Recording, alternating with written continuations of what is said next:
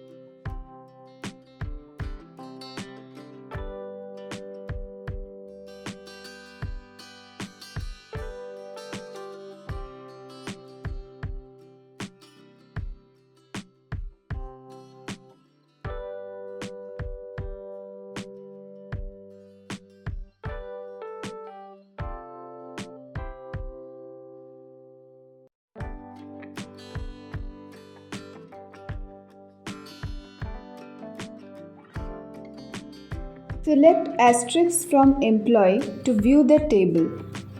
First query is to find employee with highest salary. To find max salary from the table, select max within bracket salary from employee.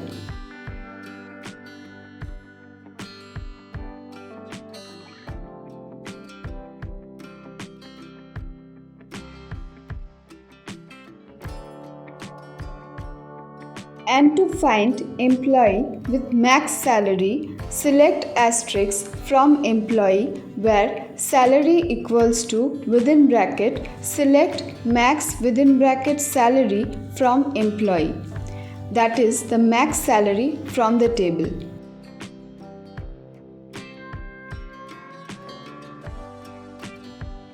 As you can see, it returns single row, so it's single row subquery.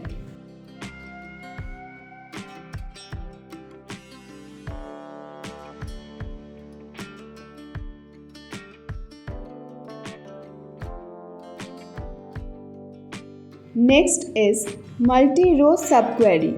Returns multiple rows as a result. Requires operators that can handle multiple values such as in, any, or all.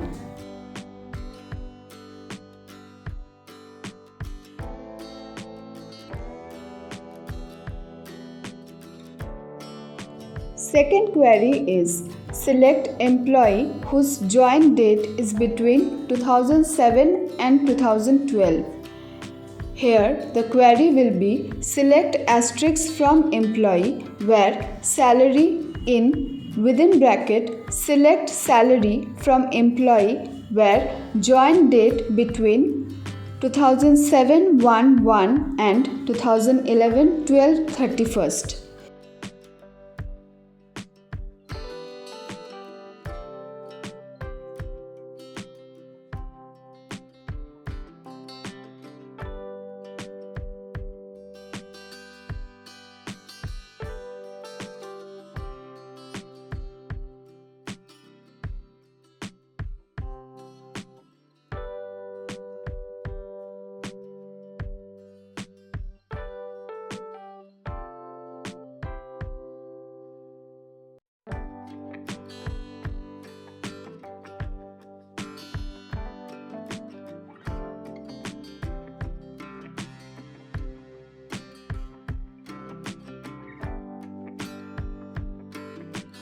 Here you can see it returns multiple rows.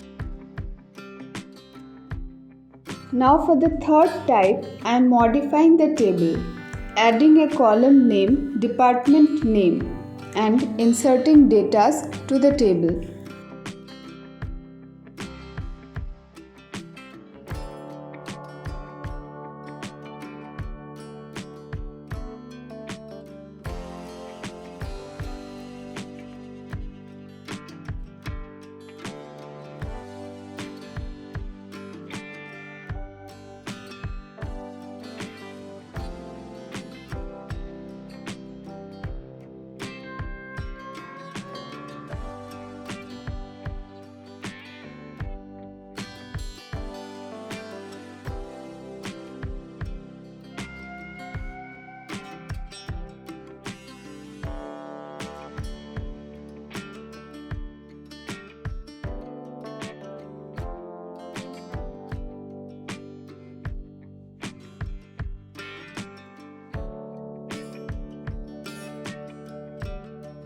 Third type is Correlated Subquery, a dependent subquery. It references columns from the outer query, executed once for each row of the outer query, making it slower for larger datasets. Third query is select employees earning more than the average salary of their own department.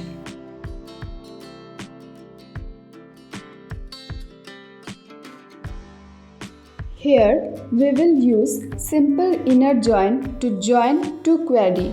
So select e.ename, e.salary from employee e, where e.salary is greater than within bracket select average within bracket salary from employee, where department code equals to e.department code.